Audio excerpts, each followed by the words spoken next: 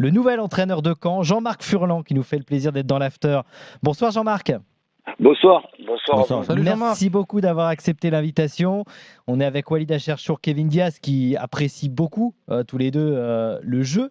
Le style Jean-Marc Furlan. Ce sera votre 14e saison en Ligue 2 avec un tout nouveau club, donc un nouveau challenge pour vous. Vous avez découvert la Normandie et le SM Caen. Vous entamez toujours ces saisons avec la même passion? Oui, avec la même passion, parce que, en fait, très sincèrement, si tu es pas passionné par le football, le stress est tellement important et les défaites sont tellement pénalisantes que il te faut une passion, sinon tu continues pas.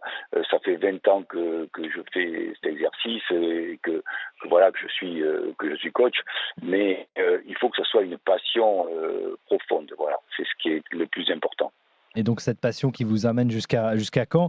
Votre dernier match officiel sur un banc, c'était il y a presque un an avec Auxerre en Ligue 1 avant d'être limogé.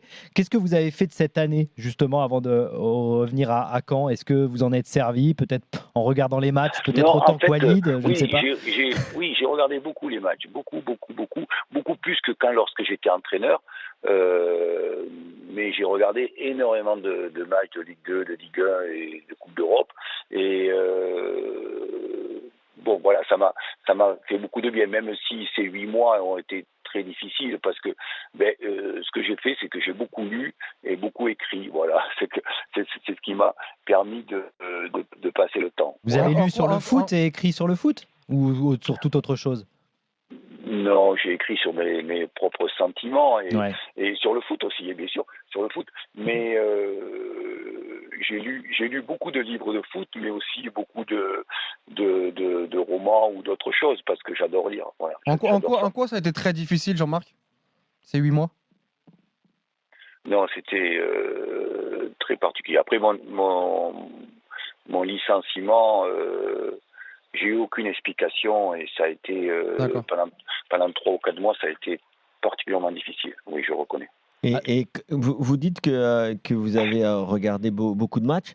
Nous aussi, on regarde beaucoup de matchs. Et donc, bon, vous, en tant qu'entraîneur, comment vous voyez justement, là, que vous avez pu un peu vous poser, l'évolution du football, bon, en général, puisque vous avez regardé aussi les Coupes d'Europe, mais notamment en Ligue 1, avec cette tendance à aller vers l'intensité, à aller vers le pressing. Et aujourd'hui, on a souvent ce débat dans l'after. Pourquoi, et ça ce sera peut-être ma deuxième question, pourquoi vous pensez que les clubs français, sur le plan européen, peu importe les entraîneurs, peu importe les effectifs, n'y arrivent pas à créer des fois des surprises? Enfin, c'est très, très rare. Oui, c'est assez particulier parce qu'en fait, nous, les entraîneurs, maintenant, on vit des moments totalement différents. D'abord, on n'a pas beaucoup de prise de décision et on vit avec beaucoup de joueurs, de nombreux joueurs. Et en plus, les joueurs sont pas comme nous étions au XXe siècle. Ils sont totalement différents, ils sont très entourés, et donc il faut une gestion des ressources humaines complètement différente. Et ça, c'est très très très important parce que tu te rends compte que au fur et à mesure que le temps passe, l'entraîneur est beaucoup plus dans une précarité. D'ailleurs, la preuve, c'est qu'au mois d'octobre, il y a eu 12 ou 13 entraîneurs de Ligue 1 qui ont été licenciés. Voilà. Donc, c'est beaucoup plus difficile maintenant d'être coach que quand on était au XXe siècle, avec Giroud et compagnie, et Suodo et Denouex et compagnie. Voilà, non, mais sur le jeu et l'évolution du jeu, justement, dans le poste d'entraîneur, sur cette intensité, sur ce pressing, vous qui êtes quand même depuis très longtemps dans le métier, est-ce que vous la constatez aussi? Non, en fait, ça dépend des équipes. Hein. Il y a, moi, j'ai regardé beaucoup Lens, c'était assez spectaculaire, c'était assez impressionnant. Mais il y a beaucoup d'équipes aussi qui sont très très basses et qui ont 11 très bas et qui défendent beaucoup. Ouais, mais les équipes qui gagnent, Jean-Marc, c'est quand même aujourd'hui Lens, c'est l'équipe qui a eu les meilleurs résultats quasiment en Ligue 1 à un point du PSG. Exactement. C'est l'équipe qui a récupéré le ballon le plus vite, le plus haut possible sur toute la saison. Exactement. C'est exactement ça. Mais je reconnais que les 4 ou 5 équipes de première de Ligue 1 sont à la fois assez spectaculaires. Et c'était assez spectaculaire.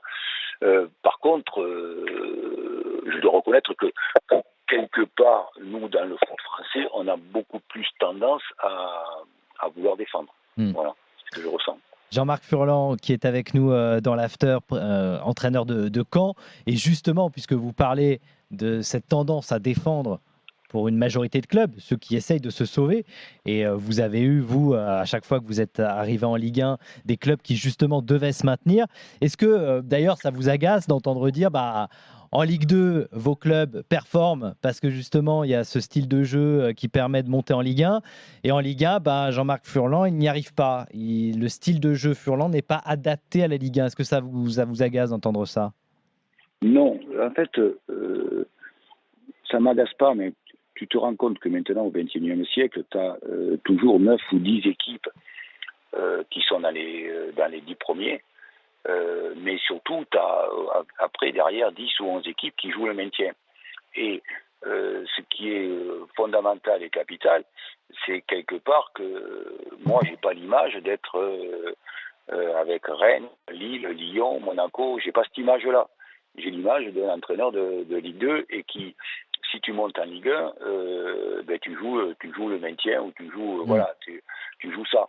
Parce que très sincèrement, par rapport aux étiquettes qu'on donne en France, c'est totalement ça. Alors que moi, j'aurais rêvé d'avoir Monaco, Lyon, Lille ou Lens.